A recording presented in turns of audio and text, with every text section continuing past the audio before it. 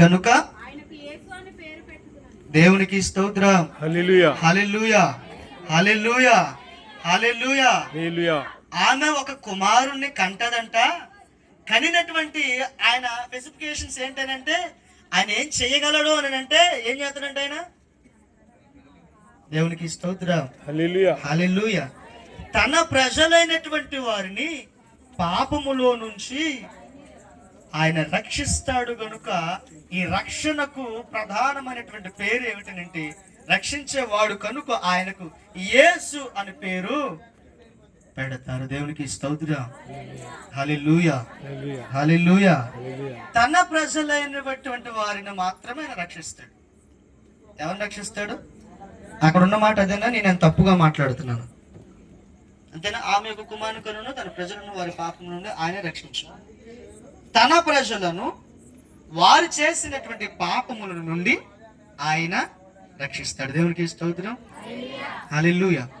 ఇక్కడ ఒక 2 నిమిషాలు వెయిట్ చేసి మనం తర్వాత ఇంకొంచెం ముందుకు వెళ్ళిపోతాం. నేను అంటాను తన ప్రజలు అని అంటే ఎవరు? తన ప్రజలు అంటే ఎవరు? తన ప్రజలు అంటే ఎవరు? ఇప్పుడు నేనున్నాను, ఇది మావోడు అంటాను. ఎందుకు అంటాను? ఆడు నా క్లాస్మేట్ అయినా ఉండొచ్చు, నా కుటుంబీకుడైనా ఉండొచ్చు, నా రక్తం అయినా ఉండొచ్చు, నా కులం అయినా అయి ఉండొచ్చు, లేకపోతే ఇడు మావోడని. ఇప్పుడు ఇక్కడ ఈయన ఏమంటున్నాడంటే తన వారిని మాత్రం అందరినీ రక్షిస్తానని మెన్షన్ చేయొచ్చు కదా. తన వారిని అని ఎందుకు ఉండాలి? నేను అంటాను రాజుగారు 2వ భార్య అంటారు. మరి 2వ భార్య అంటే మొదటి భార్య ఉన్నట్లే కదా. రాజుగారు భార్యని మాట్లాడొచ్చు కదా, అవునా కదా? రాజుగారు భార్య అంటే అయిపోయేది.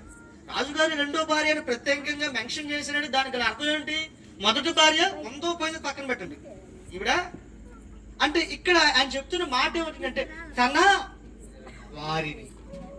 తన వారిని అంటే ఇప్పుడు మనము తన వారమా బయట వారమా? ఎలా చెప్పగలుగుతారు తన వారమని? ఇప్పుడు నేనున్నాను, నేను మాట్లాడే విధానం కావచ్చు, నడిచే క్రమం కావచ్చు, లేకపోతే ఫేస్ కట్స్ కావచ్చు, లేకపోతే కొన్ని విధానం నా తండ్రిలో మ్యాచింగ్ అయితే ఈడు నా కొడుకు అని అంటారు కదా, లేదా తల్లిలో మ్యాచ్ అయితే ఈ నా కొడుకు అని అంటారు.